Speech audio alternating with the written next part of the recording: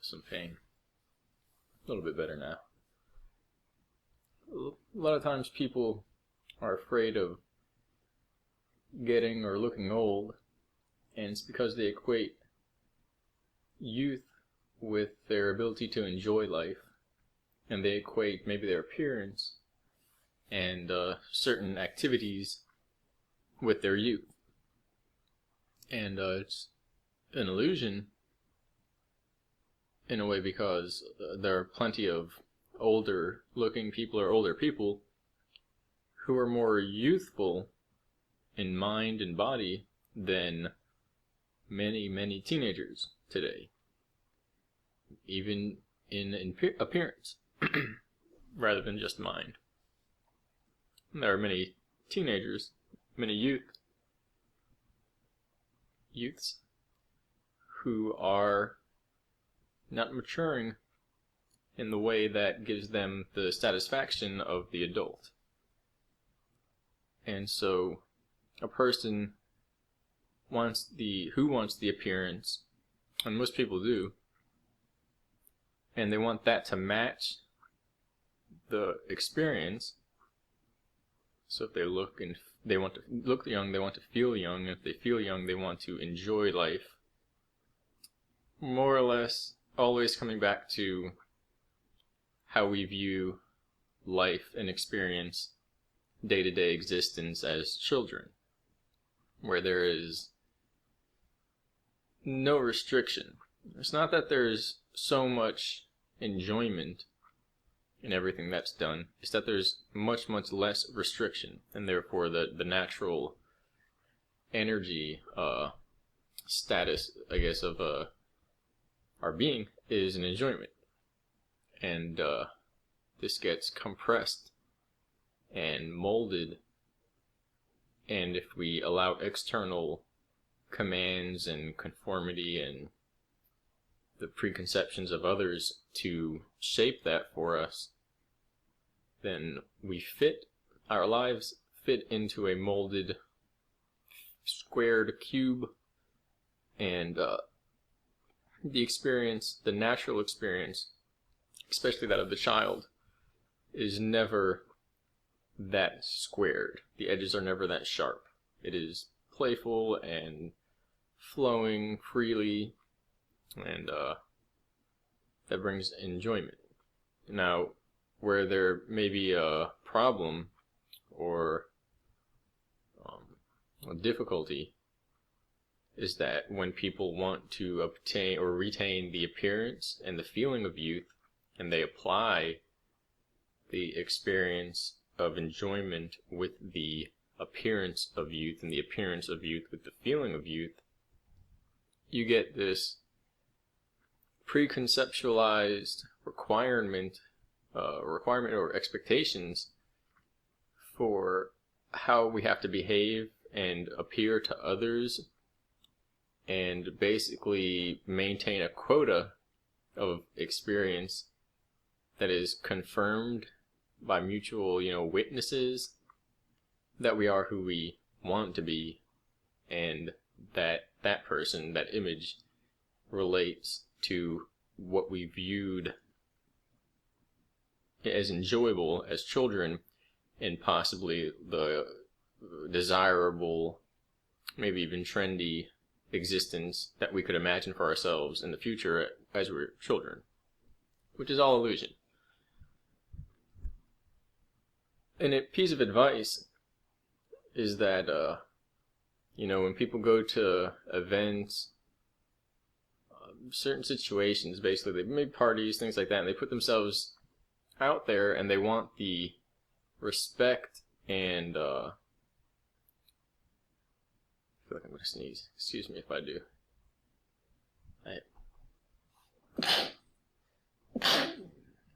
Excuse me. They want the acknowledgement of youth, and it's like a child wanting attention. So that works when we're beginning to understand our social interactions and energetic cues, how others and their responses relate to how we view ourselves. But that isn't where it ends.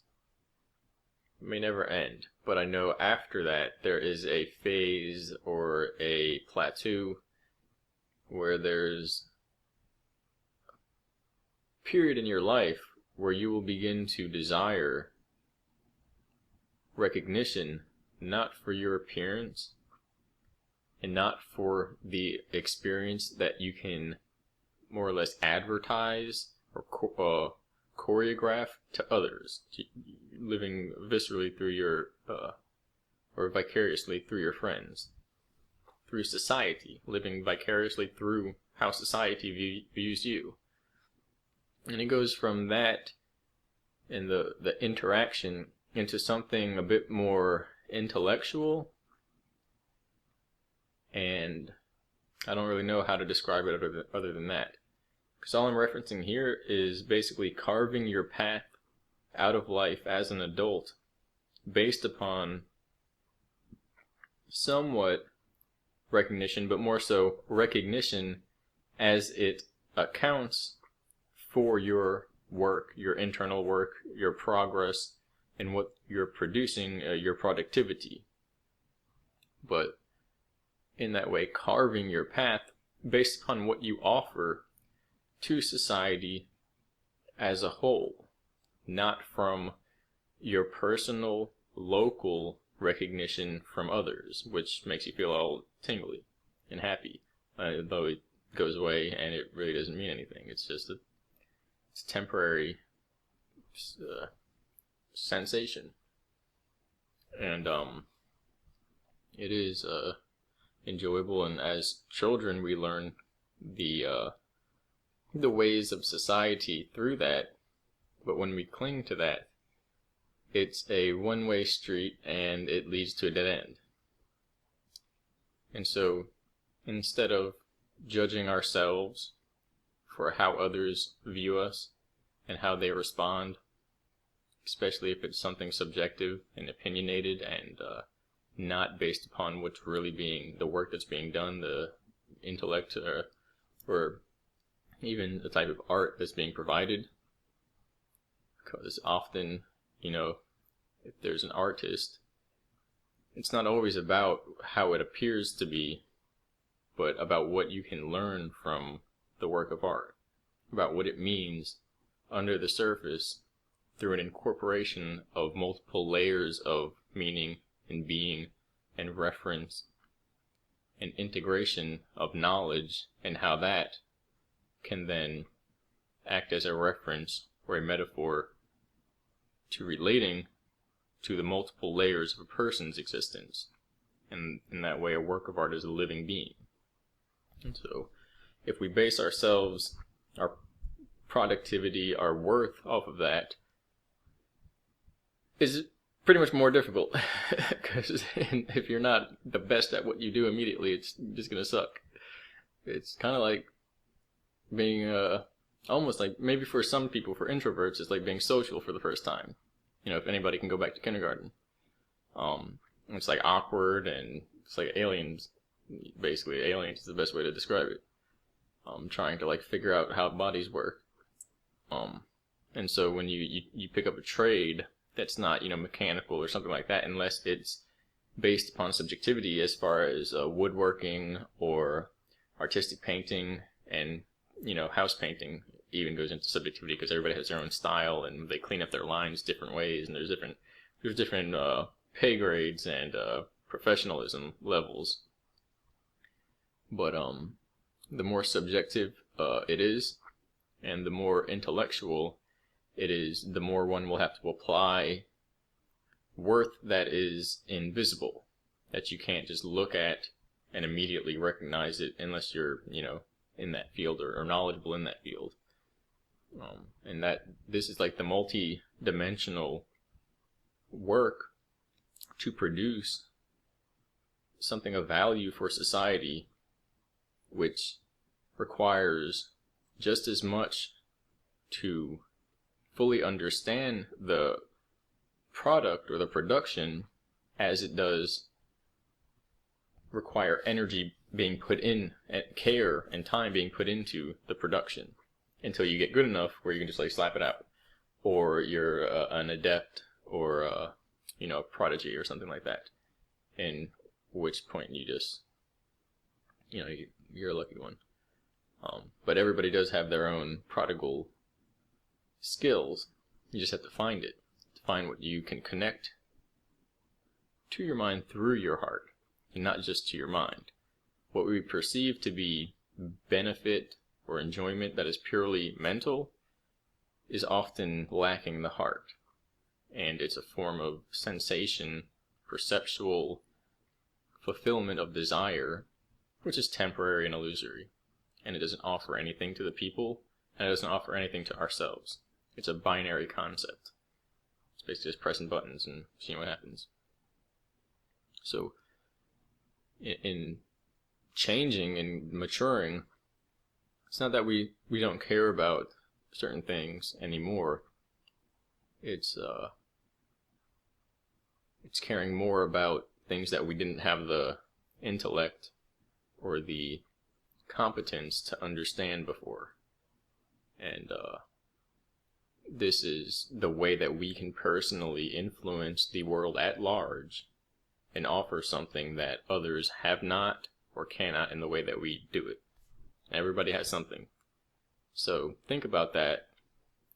See where your enjoyment is coming from and where you're chasing it if you feel like it is lacking. See where your expectations are and see where your social interactions are if you go out to converse in certain ways or network, or if you're going out to provide an appearance. You can do whatever you want, but when we mature, we can do both. But when we actually have that productive value, we'll end up usually sticking to the productive value, because if you're an awesome painter or something, I don't want to throw names out or anything like that, but I don't think of some painters. I don't want to think of historic painters. Someone like Alex Gray. He was in a few posts recently. If you have a great talent like that, and then there's certain events, and say people are just going to an event and they just want to provide an appearance and have like a cheek clique that presents themselves a certain way, that's probably not going to be on the itinerary. It would be much more interesting, maybe not all the time, but say a few months of not having anything to do with that, and of course, without having done it for 40 years straight. If you're at an art festival or something like that, or you're showing your work, or you're just at an event, and people want to talk about art and that work. After a while, I'm sure it gets old, but sitting there and, saying, no, I'm just going to like front and my back on the wall and act all cool, like that's childish. It doesn't offer the same intensity, the stimulation, the enjoyment as providing our work for society, for the world, for others.